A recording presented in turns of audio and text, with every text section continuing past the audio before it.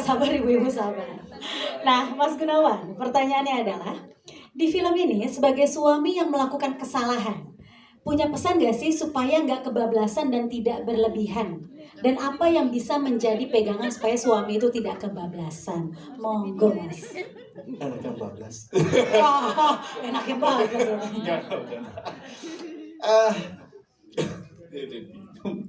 Sebenarnya tanggung jawab dan empati ya, karena terserang kita sebagai kepala rumah tangga, saya sebagai ayah dari anak-anak saya harus ada empati dan tanggung jawab. Dari empati dan tanggung jawab ini kita bisa menakar, menahu tanggung jawab apa yang harus kita hadapi ke depan apapun sekarang. Yang kedua, ya kita sebagai kepala rumah tangga harus egonya, terutama ego, karena dari ego ini kita bisa melihat, bisa menyadari bahwa seorang laki-laki ini bukan hanya berdiri sendiri, tapi di sampingnya ada seorang wanita yang cantik, ya istri kita, yang bisa mengingatkan kita di saat kita sedang susah, gelisah, dan sebagainya. Jadi memang dibutuhkan empati yang cukup dalam, saling menghormati, dan satu lagi, jangan kebawa emosi kita, ego kita yang sekiranya mengorbankan keluarga dan anak. Itu aja. Oke, terima kasih banyak Mas Gunawan.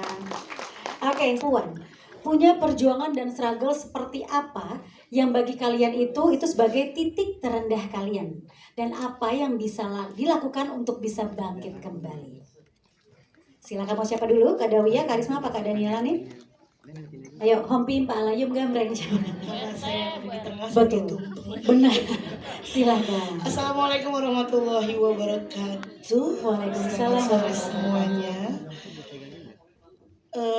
Sebagai perempuan, pastinya memang berat ya.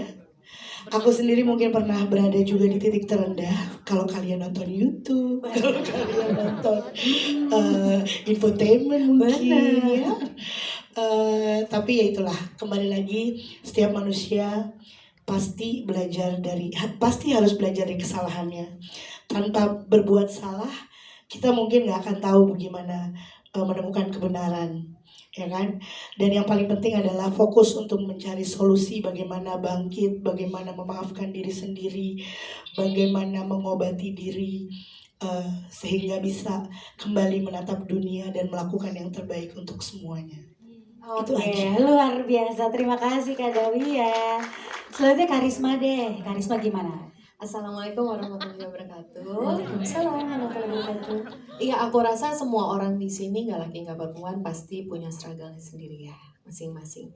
Pasti punya ujiannya masing-masing.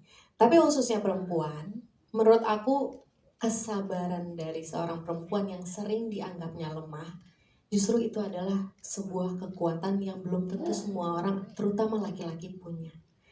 Jadi kalau ngelihat juga dari film ini, jadi kesabaran yang Sarah punya, yang orang lain tuh gergetan, kok mau sih kayak gini, kok sabar banget sih kayak gini.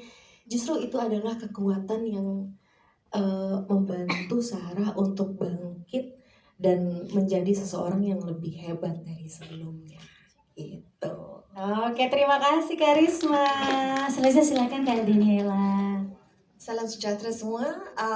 So, in my years of living, life is not linear.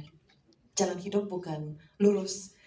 And even if that's the case, kita tetap harus percaya walaupun ada kesulitan. Ya. Oke, thank you. Oke, kehidupan tetap sehat meski sedang fragile dan punya teman seperti Laila nggak di dunia nyata.